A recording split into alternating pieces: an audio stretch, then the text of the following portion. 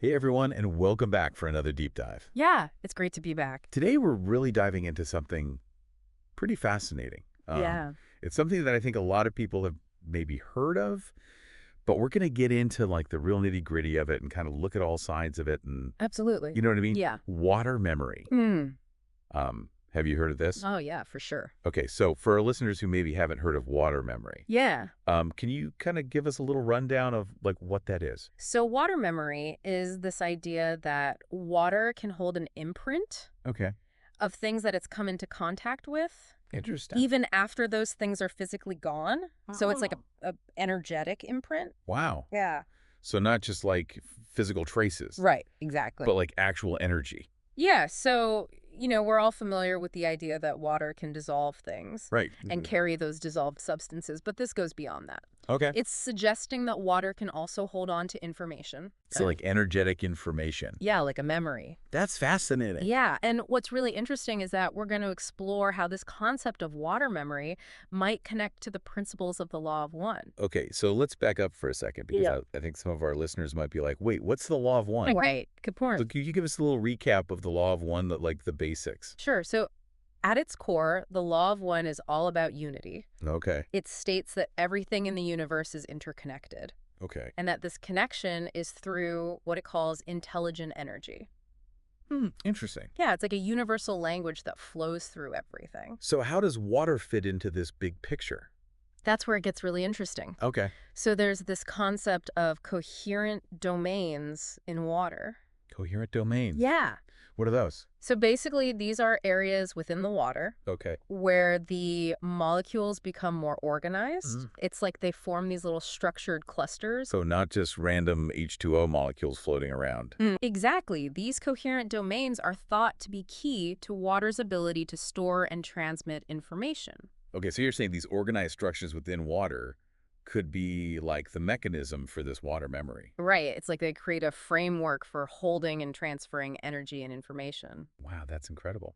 So how do these coherent domains actually get affected by things? Well, research shows that all sorts of external factors can influence them, things like electromagnetic fields, Okay. even music. Oh, wow. Yeah, think about how a song can evoke certain emotions in you. Hmm. Maybe that's the music interacting with the water in your body, Oh. affecting its structure and its energetic state. So you're saying our emotions could actually be affecting the water within us? It's a fascinating possibility, right? That's mind-blowing. And it leads us to the big question, But, can our thoughts and emotions, all forms of energy, right, actually interact with and be recorded by water? now we're getting into some really deep territory. Yeah. Because if we can impact water with our thoughts and emotions, Right. what does that say about our own energetic potential and how we connect to everything around us? Exactly. That's what we're going to delve into. This is getting me really excited. Yeah, me too. Okay, so before we go too far down the rabbit hole, Sure. let's talk about the research on water memory. Okay. Like, what kind of experiments have scientists actually done to study this? One of the main techniques they use is spectral analysis. Spectral analysis. Yeah, it's a way of looking at how matter interacts with light. Okay. So imagine shining a light on something and then analyzing the patterns of light that are reflected back. It's like creating a unique fingerprint. Okay, I get it. And what's really cool is that researchers have used spectral analysis to study water. And what have they found? Well, some studies have shown that even after physical substances are removed from water, Okay. spectral analysis can still detect subtle changes, Interesting. suggesting that some kind of information or energy has been retained. Whoa, so there's actual scientific data that supports this idea. Yeah, it's not just speculation. That's amazing. And this is where the law of one comes back into play, right? Absolutely, because if water can be imprinted with information, and if it's part of this universal network of intelligent energy, Right. then our thoughts and emotions could be influencing the world around us in ways we're only just beginning to understand. This is mind-blowing. It's like the law of one isn't just some abstract philosophy. Yeah, It's a living, breathing reality it really is. that we interact with every single day. Every moment. Wow. Okay. I am hooked. Me too. This is going to be a fascinating deep dive. Let's keep going. It's amazing to think about all the potential implications of this, isn't it? Yeah, absolutely. And this brings us to something I find really fascinating. It's a concept that emerges from the law of one called quantum water therapy. Quantum water therapy. Have you heard of this? I've heard the term before, but honestly, I don't really know what it is. Yeah, it's kind of out there. Yeah. But it's based on this idea that we can actually intentionally change the information stored in water. Like we can use it for healing. So you're saying instead of just like, being affected by the energies water's been exposed to, Right. we can actually kind of program it, Yeah, the exactly. positive information. Exactly. Like think about how important intention is in the law of one. Right. Our thoughts, our emotions, our intention, they're all forms of energy. Right. And if water is sensitive to energy, Okay. then maybe we can use our intention to influence the structure of water. And then maybe that could influence our health. Exactly. Okay. It's like water is this living language. Yeah. It's not just these random molecules. Right. It's this dynamic system that's responding to everything around it. And to the energy we bring to it. Absolutely. That's incredible. And the law of one suggests that as we evolve spiritually, Okay. we become more in tune with this energetic language. Like we can work with it more consciously and intentionally. So maybe quantum water therapy is a way we can start to do that. Yeah. Right. Like it's a glimpse into how we could use this understanding for healing and transformation. Not just for ourselves. Right. For everyone. This is really pushing the boundaries of what we normally think about. It is. But it's so exciting to consider. It really opens up a whole new way of thinking about health and well-being. Yeah. Okay, so I know we're getting into some pretty mind-blowing ideas here. We are. But let's bring it back to the research for a minute. Okay. Is there any, actual evidence that shows how water's properties can change in a way that supports this whole water memory thing? There's this one study I came across that I found really interesting. Okay. Researchers exposed water to different types of music, Yep. like calming classical music versus really intense heavy metal. Interesting. And they found that the water crystals. Or water crystals. Yeah, they formed differently. Based on the music. Based on the music. Wow. The water exposed to the calming music formed these beautiful symmetrical crystals.